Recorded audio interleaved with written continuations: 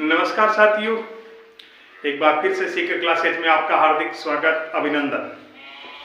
प्यारे साथियों, जैसे कि पहले हमने राजस्थान की ज्योग्राफी के बारे में हमने पढ़ना शुरू किया था और आज उसके आगे का पार्ट हम पढ़ने जा रहे हैं। आज हम बात करेंगे राजस्थान के भौतिक प्रदेशों के बारे में। तो उससे पहले हमने वेगनर जो महोदय था उनका महाद्वीपीय विस्थापन सिद्धांत पढ़ा था।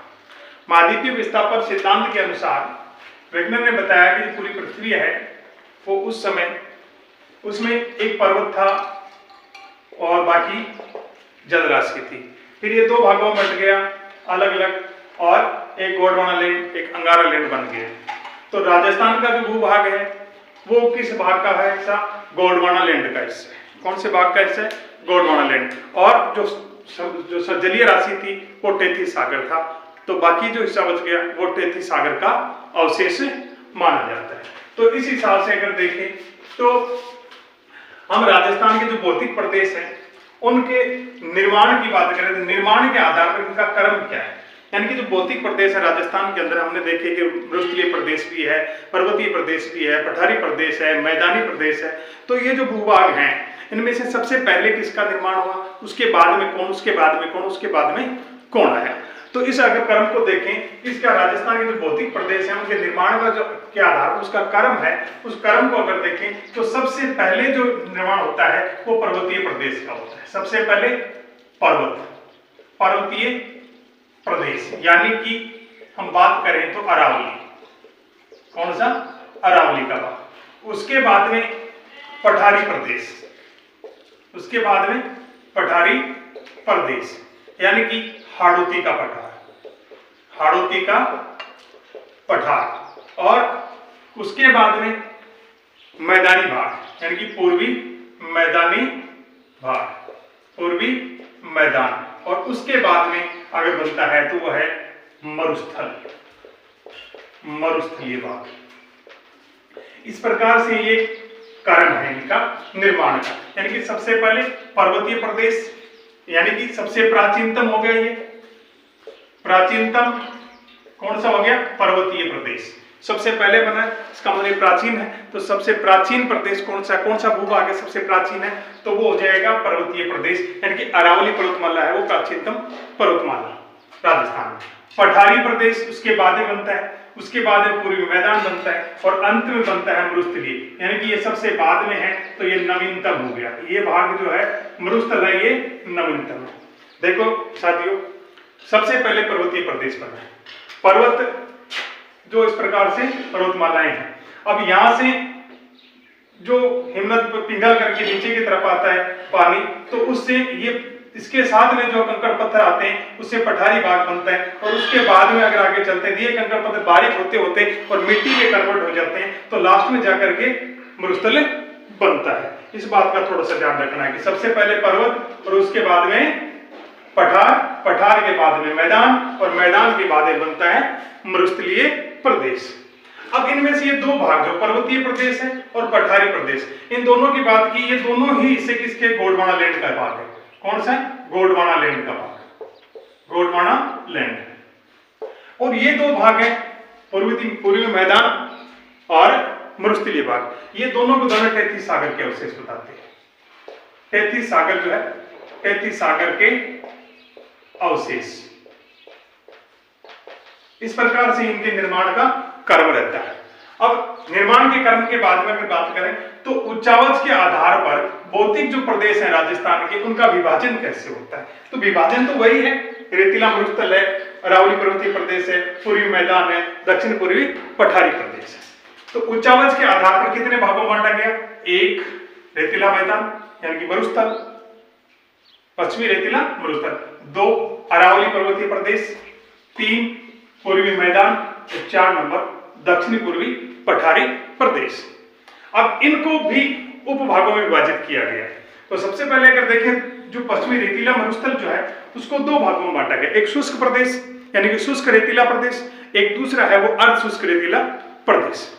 शुष्क रेतीला प्रदेश कौन सा है? यानी कि शुष्क का मतलब जहां पर न्यूनतम बरसात होती है, यानी कि 25 सेंटीमीटर से भी कम बरसात होती है, वो शुष्क जो रेतीला प्रदेश है वो बड़ा होगा। और उसके बाद 25 से 50 के बीच में जो बरसात होती है वो वाला क्षेत्र है वो अर्ध शुष्क की श्रेणी में आता है। तो यहाँ पर अगर बात करें शुष्क जो प्रदेश है उसको दो भागों में बांट दिया गया। दो भागों में शुष्क है, रेतीला है, तो वहां पर सीधी सीधी बात है कि टिब्बे भी होंगे, यानी कि दोहरे या दरियन भी होंगे, यानी कि उनको अगर बात करें तो वो होता है स्तूप, यानी कि स्तूप युक्त और स्तूप मुक्त भूभाग। तो यहाँ पर बालू का स्तूप जो है उससे युक्त प्रदेश, यानी कि जहां पर मुक्त प्रदेश जहां पर बालू का स्तूप नहीं होते हैं, ऐसा क्षेत्र। और दूसरा जहां पर बालू का स्तूप होते हैं, यानी कि बालू का स्तूप युक्त प्रदेश। तो दो भागों में बांट दिया शुष्क प्रदेश को। फिर दूसरा भाग इसका होता है अर्ध शुष्क प्रदेश। अर्ध शुष्क प्रदेश को 4 भागों में बांटा गया। 4 भागों में कैसे बांटा गया कि ऊपर का जो भाग है वो घगर नदी वाला, यानी कि हनुमानगढ़ गंगानगर का जो हिस्सा है वो जहां से घगर नदी का प्रवाह क्षेत्र है वो वाला क्षेत्र है, वो घगर बेसिन के नाम से जाना जाता है। तो एक तो घगर का बेसिन हो गया। दूसरा उसके बाद में अगर चूरू, सीकर, झुंझुनू वाला क्षेत्र है, ये शेखावाटी अंचल है। ये शेखावाटी अंचल है तो ये शेखावाटी अंतः प्रवाह क्षेत्र हो गया। शेखावाटी अंतः प्रवाह क्षेत्र हो गया। और उसके बाद में उसके नीचे की तरफ आते हैं तो नागौर का क्षेत्र आता है, यानी कि नागौर उच्च भूमि वाला क्षेत्र आता है। नागौर उच्च भूमि वाला क्षेत्र आता है। और नागौर उच्च भूमि वाला क्षेत्र है वो शेखावाटी, यानी कि जो कांदली नदी के बाद की बात है, यानी कि शेखावाटी और लूणी नदी जो बेसिन है उनके बीच का हिस्सा वो नागौर उच्च भूमि वाला क्षेत्र है। और उसके बाद में एक आता है लूणी नदी बेसिन। लूणी नदी बेसिन को हम गोंडवाना प्रदेश भी, गोंडवार प्रदेश भी कहते हैं। लूणी नदी का जो बेसिन है उसको हम गोंडवार प्रदेश भी कह सकते हैं। तो इस प्रकार से 4 भागों में अर्ध शुष्क प्रदेश को बांट दिया। अब हमने देखा रेतीला मैदान, तो दूसरा आता है अरावली। अरावली जो प्रदेश है वो जैसे राजस्थान को अगर देखें तो राजस्थान को बीचों बीच चीरती हुई निकलती है अरावली, बीचों बीच चीरती निकलती है अरावली। तो ये वाला क्षेत्र है, ये रेतीला मैदान था, रेतीला मरुस्थल, रेतीला मरुस्थल, ठीक है। और इसके बीच में ये आ जाता है अरावली, ये हो गया अरावली को। अरावली को हम 3 भागों में बांट देते हैं ऐसे, 1, 2 और 3। ये उत्तरी अरावली हो गया, उत्तर की तरफ है, ये मध्य अरावली हो गया, ये दक्षिण की तरफ है, ये दक्षिणी अरावली हो गया, इस प्रकार से। तो ये 3 भागों में अरावली को बांट दिया। इसका विस्तृत विवरण आगे हम पढ़ेंगे, एक बार मोटी मोटी जानकारी इसकी ले लेते हैं। उसके बाद में ये जो क्षेत्र है अगर इसको देखें तो ये मैदान है, ये मैदानी भाग है। ये कौन सा भाग है? मैदानी, यानी कि पूर्वी मैदान, उत्तर दक्षिण पूर्व, पूर्व में से और मैदान है तो मैदानी भाग है। मैदानी भाग का निर्माण नदियों के कारण होता है, नदियों के बहाव के कारण मैदानी भाग का निर्माण होता है। तो इसका मतलब पूरा का पूरा मैदान है वो नदियों का प्रवाह क्षेत्र है। तो इनको 4 मुख्य नदियां हैं उनके आधार पर बांटा गया है। 4 मुख्य नदियों में माही बेसिन, माही बेसिन यानी कि माही नदी और उसके आसपास का क्षेत्र डूंगरपुर, बांसवाड़ा, ये बड़ा क्षेत्र। उसके बाद में बनास बेसिन यानी कि जहां से बनास नदी निकलती है वो वाला क्षेत्र। फिर बाणगंगा बेसिन जो जयपुर वाला क्षेत्र है जहां से बाणगंगा है उसका प्रवाह क्षेत्र है। और चंबल बेसिन, उसके बाद में आ जाती है चंबल बेसिन। इन 4 मुख्य नदियां जो है उनके आधार पर मैदानी जो क्षेत्र है उनको 4 भागों में बांट दिया गया। और अंत में बचता है ये पठारी प्रदेश, ये बचता है पठारी प्रदेश, पठारी प्रदेश। ये पठारी जो प्रदेश है, ये पठारी प्रदेश विंध्यन कगार भूमि का ही हिस्सा है, विंध्यन कगार भूमि का हिस्सा है, यानी कि उसका ही हिस्सा है, जिसको हम राजस्थान में हाड़ौती का पठार कहते हैं। कोटा बूंदी बारा झालावाड़, कोटा बूंदी बारा झालावाड़ वाला क्षेत्र है वो हाड़ौती का पठार कहलाता है, हाड़ौती प्रदेश कहलाता है। इस प्रकार से ये जो क्षेत्र है जो राजस्थान के जो उच्चावच के आधार पर जो भौतिक प्रदेश है उनका विभाजन इस प्रकार से इसमें किया गया है। तो इसका जो एक बार स्क्रीनशॉट ले लो और इसको नोट कर लो। प्यारे दोस्तों, पीछे वाली जो स्लाइड थी उसमें हमने जो भौतिक प्रदेश थे राजस्थान के, उन भौतिक प्रदेशों के बारे में थोड़ी सी जानकारी ली।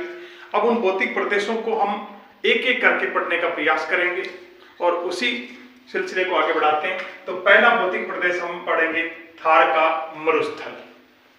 बात कर रहे हैं मरुस्थल की, तो मरुस्थल जो राजस्थान के अंदर है उस मरुस्थल की अगर बात करें तो मरुस्थल है वो 2 देशों में फैला हुआ है। एक है वो भारत के अंदर, दूसरा है वो पाकिस्तान के अंदर, 2 देशों के अंदर फैला हुआ है। भारत के अंदर जो फैला हुआ मरुस्थल है वो 85%, यानी कि मरुस्थल का 85% भाग है वो भारत के अंदर है, जबकि पाकिस्तान के अंदर इसका मात्र 15% भाग आता है।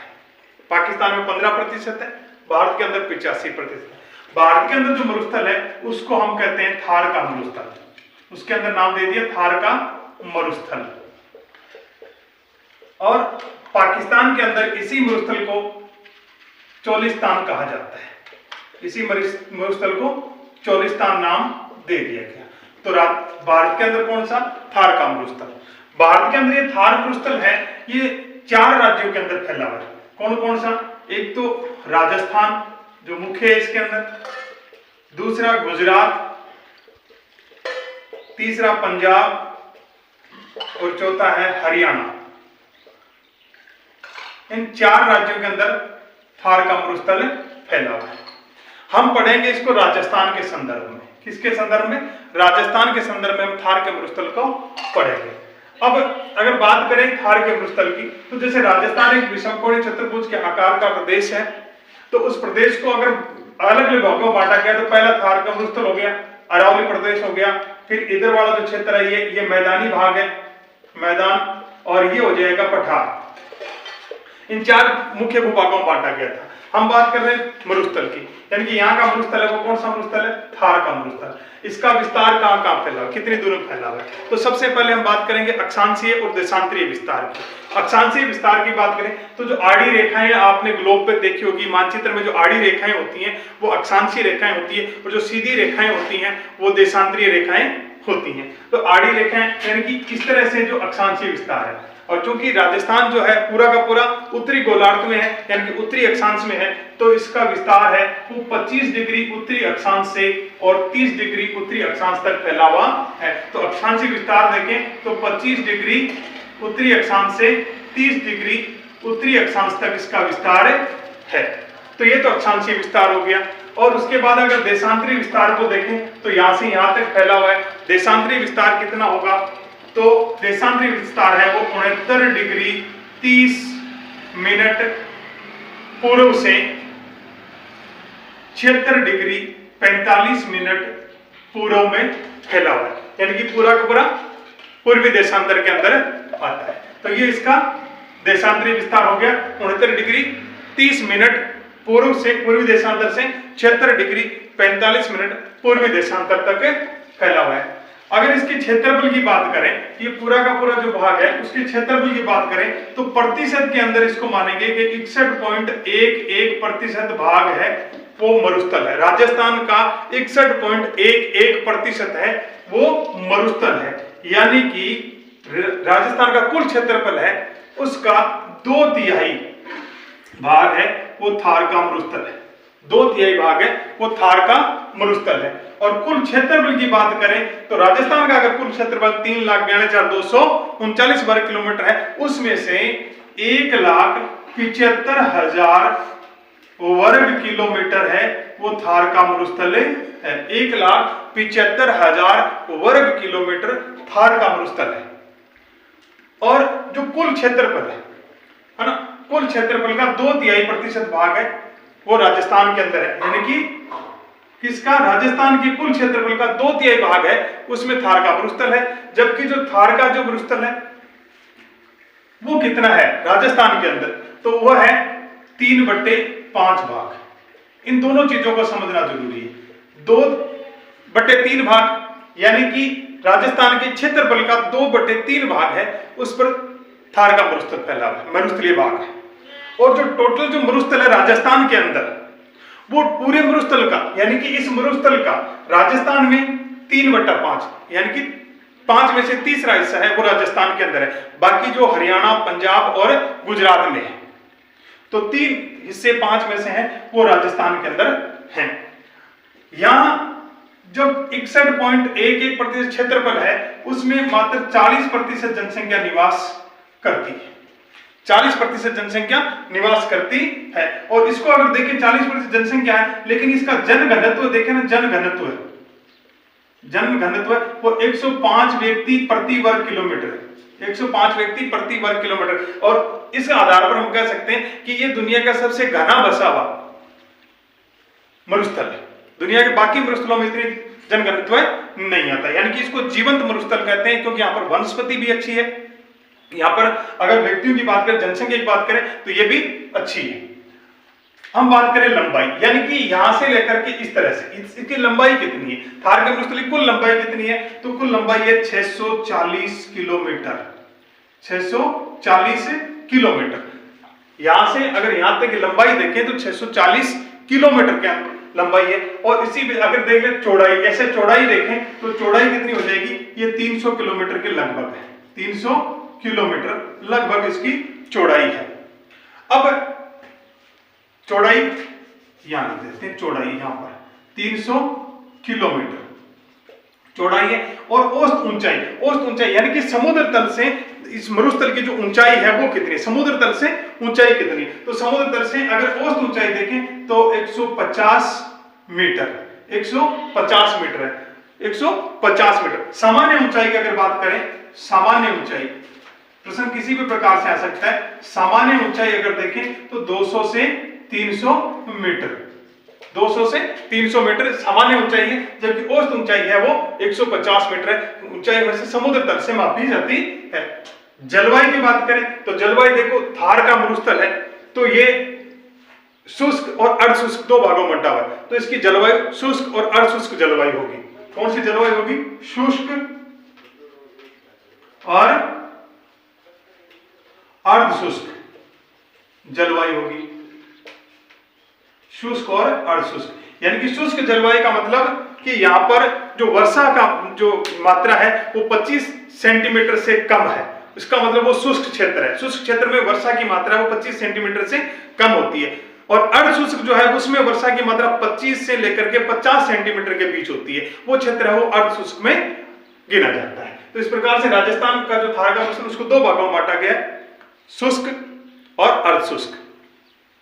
और यहाँ की वनस्पति की बात करें तो देखो शुष्क और अर्धशुष्क क्षेत्र है, तो यहाँ पर वनस्पति कैसी होगी, वनस्पति कंटीली होगी, झाड़ियां होंगी, पत्तियां थोड़ी दलदार होंगी, छोटी पत्तियां होंगी, और ऐसी वनस्पति होती है उसको कहते हैं मरुद्भिद वनस्पति। ऐसी वनस्पति कौन सी होती है, मरुद्भिद वनस्पति, मरुद्भिद वनस्पति।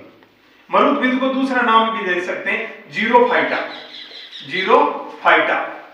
तो जीरोफाइटा प्रकार की वनस्पति है, मरुद्भिद वनस्पति है, जिसमें केर, कीकर, खेजड़ी, बबूल, है ना, इस प्रकार के जो पेड़ इसके अंदर मिल जाते हैं, आक, है ना, इस प्रकार के यहाँ पर वनस्पति पाई जाती है, आक, फोग, ये वाली। और अगर बात करें तो इस क्षेत्र के अंदर चट्टाने भी हैं, यानी कि यहाँ की जो चट्टाने हैं वो माइकोनिस्ट और गोंडवाना क्रम की चट्टाने यहाँ पर पाई जाती है। चट्टानों को किस प्रकार की चट्टाने हैं, तो माइकोनिस्ट और गोंडवाना क्रम की यहाँ पर चट्टाने पाई जाती हैं। मुख्य नदियों की अगर बात कर ले तो यहाँ पर मुख्य नदियों की बात, नदियां तो वैसे राजस्थान में बहुत सारी हैं, लेकिन जो थार का मरुस्थल है उसके अंदर नदी कौन सी आती है, एक नदी यहाँ से आती है घगर नदी, दूसरी नदी यहाँ से अजमेर के नाग पहाड़ से निकलती है और इस तरह से बहती हुई और गुजरात को क्रॉस करते हुए और कच्छ की खाड़ी के अंदर चली जाती है, और वो नदी है लूणी नदी। कौन सी नदी है, लूणी नदी, लूणी नदी। तो मुख्य नदी यहां पर आ जाएगी लूणी नदी, लूणी नदी।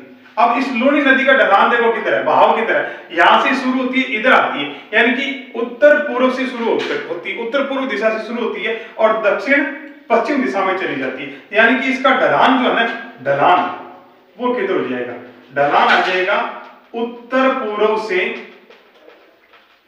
दक्षिण पश्चिम की तरफ, उत्तर पूर्व से दक्षिण पश्चिम की तरफ, यानी कि थार के जो मरुस्थल है उसका ढलान किधर है, ऐसा प्रश्न पूछा जाता है तो लूणी नदी का बहाव किधर है ये देखा जाएगा। तो लूणी नदी का जो बहाव है उत्तर पूर्व से दक्षिण पश्चिम की तरफ है, तो थार के मरुस्थल का ढलान भी इधर ही होगा। और अगर बात करें नदियों के साथ में झीलों की, तो झीलों की प्रकृति है, यहाँ पर खारे पानी की झीलें पाई जाती हैं, खारे पानी की झीलें मुख्य रूप से में, जैसे डेडवाना, कुचामण, है ना, ये वाली झीलें यहाँ पर आपको मिल जाएंगी।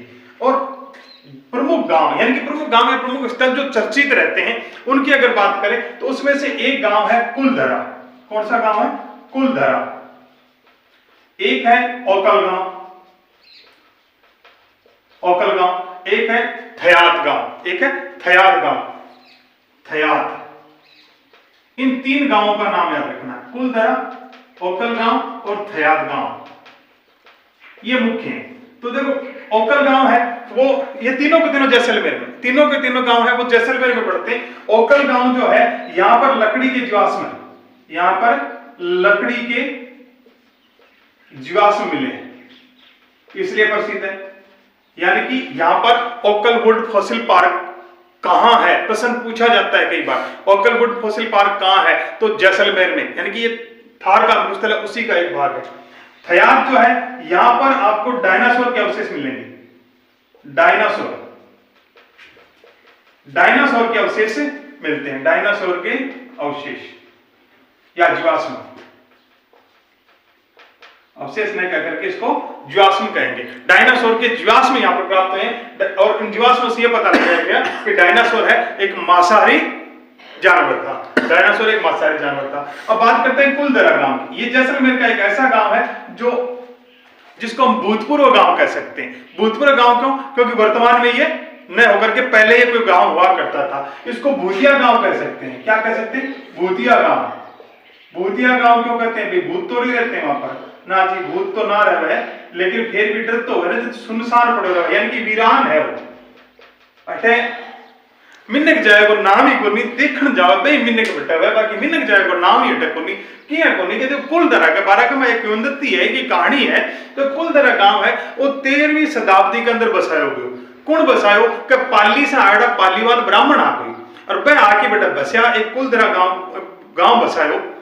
वो कुलधरा गांव है वो जैसलमेर रियासत के अंदर आया करतो और बठा को एक दीवान होया करतो सालिम सिंह नाम को एक दीवान होया करतो। बड़ो ही क्रूर व्यक्ति हो वो और क्रूर व्यक्ति तो उल्टा सीधा काम करेगो और क्रूर व्यक्ति होने के साथ साथ वो दीवान हो।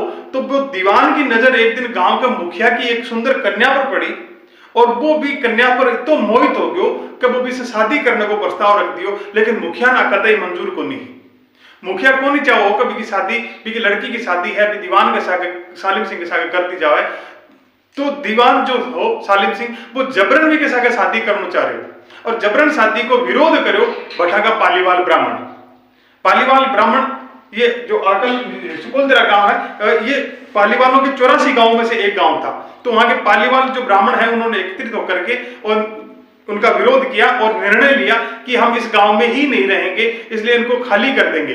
और ये बात है 1750 ईस्वी की। 1750 ईस्वी नहीं, 18वीं शताब्दी में ये घटनाक्रम है। तो जो पालीवाल ब्राह्मण है उन्होंने एक फैसला ले लिया गांव को खाली कर दें और वो रातों रात ही वो हजारों की संख्या में जो उस गांव के निवासी थे वो 800 से 1000 लोग वहां पर निवास करते थे। उन्होंने पूरा का पूरा गांव एक रात के अंदर खाली कर दिया और गांव पूरा का पूरा वीरान हो गया। क्यों? क्योंकि वो जो सालिम सिंह था वो उसने उस लड़की के चक्कर में अत्याचार करना शुरू कर दिया था उन पर, इसलिए सारा का सारा गांव एक ही दिन के अंदर एक ही रात के अंदर खाली हो गया। लेकिन इस गांव के बारे में जो पुरातत्ववेत्ता हैं या इतिहासकार हैं या जो वैज्ञानिक हैं वो बताते हैं कि ये गांव का जो लोगों का जो पलायन था, ये पलायन करके यहाँ से निकल गए, इसका कारण सालिम सिंह न होकर के इसका कारण ये रहा है कि यहाँ पर पानी की कमी रही होगी, यहाँ पर भूकंप या अन्य कोई प्राकृतिक आपदा आई होगी जिसके कारण ये लोग यहाँ से चले गए। और आज अगर देखें तो आज ये कुलधरा गांव है ये पर्यटन विभाग के अंदर आता है। आज ये मुख्य पर्यटन क्षेत्र बनकर रह गया है और यहाँ पर देश विदेश से सैलानी आते हैं पर्यटन के लिए, देखने के लिए यहाँ पर आते हैं।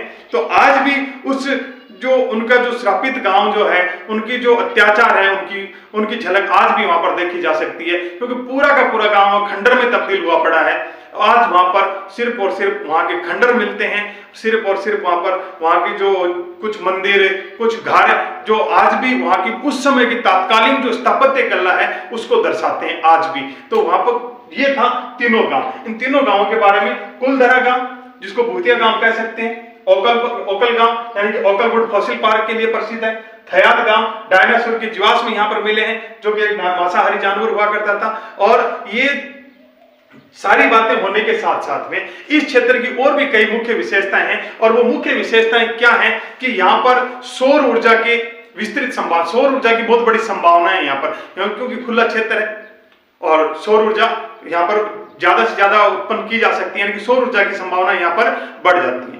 एक बात और आती है कि जो अपतटीय क्षेत्र है जहां पर पेट्रोलियम का उत्पादन होता है, तो तो उन अपतटीय क्षेत्रों के बाद में अगर पेट्रोलियम का उत्पादन की संभावनाएं अगर देखी जाए तो थार के मरुस्थल में ज्यादा बढ़ती हैं। यानी कि अपतटीय क्षेत्र के बाद में सर्वाधिक अगर पेट्रोलियम उत्पादन या पेट्रोलियम की संभावनाएं हैं तो वो कहां पर है, थार के मरुस्थल के अंदर। तो ये जो चीजें थी ये इनकी खासियत थी थार के मरुस्थल की। और अब अगर बात करें तो ये थार का मरुस्थल जो ये वाला, जो थार का मरुस्थल ये वाला है, उसके इधर अगर बात करें, इधर अगर चले पश्चिम की तरफ चले तो पश्चिम की तरफ आता है अफ्रीका का मरुस्थल। अफ्रीका के अंदर यानी कि ग्रेट पोलियो आर्कटिक जो अफ्रीकन मरुस्थल है वो इधर है। और इसी का फैला हुआ पूर्वी भाग जो है, इसी अफ्रीकन जो ग्रेट पोलियो आर्कटिक अफ्रीकन जो मरुस्थल है उसी का फैला हुआ पूर्वी भाग थार का मरुस्थल माना जाता है। और ये पहले अफ्रीकन और उसके बाद में ये थार का मरुस्थल है, ये नवीनतम या फिर युवा मरुस्थल के रूप में भी इसको जाना जाता है।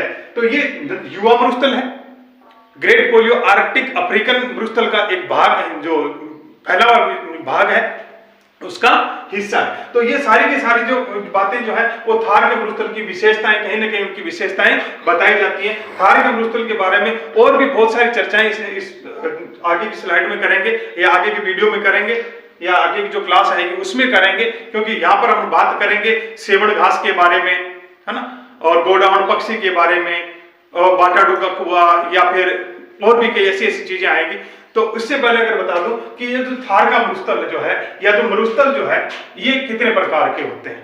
मरुस्थल है वो 3 प्रकार के होते हैं। एक है उसको कहते हैं इर्ग, एक होता है इर्ग, दूसरा है रेग, और तीसरा है वो हमादा। हमादा जो इर्ग जो है ना ये है रेतीला मरुस्थल, इर्ग है वो रेतीला मरुस्थल है, रेतीला मरुस्थल। हमादा जो है ये पथरीला मरुस्थल है, पथरीला पथरीला मरुस्थल। और ये जो रेग है ना इसको हम मिश्रित मरुस्थल कह सकते हैं, मिश्रित मरुस्थल। यानी कि इर्ग है इसमें बालू का स्तूप पाए जाते हैं, रेग है ये इर्ग और हमादा दोनों का मिश्रित रूप है, और हमादा जो है ये पथरीला है, इसका मतलब यहां पर बालू का स्तूप नहीं होंगे या ना के बराबर होंगे। तो एक तो हो गया बालू का स्तूप मुक्त प्रदेश, एक बालू का स्तूप युक्त प्रदेश, और एक हो गया मिश्रित मरुस्थल, दोनों का मिला जुला भाग। अब हम ये सारी चीजें पढ़ने के बाद में मरुस्थल के जो प्रकार हैं, शुष्क रेतीला मरुस्थल और अर्धशुष्क रेतीला मरुस्थल, उसका आगे की क्लास में विस्तार से अध्ययन करेंगे। तो प्यारे दोस्तों ये क्लास आपको कैसी लगी, लाइक शेयर और कमेंट करना ना भूलें, और आपका जो रेस्पॉन्स जो आएगा वो हमारा हौसला बढ़ाएगा। तो और भी अच्छी अच्छी क्लासें लेकर हम आपके सामने आएंगे। तो अभी एक बार आप ले लो इसका स्क्रीनशॉट, मैं साइड हो जाता हूं। इससे पहले जय हिंद, जय भारत।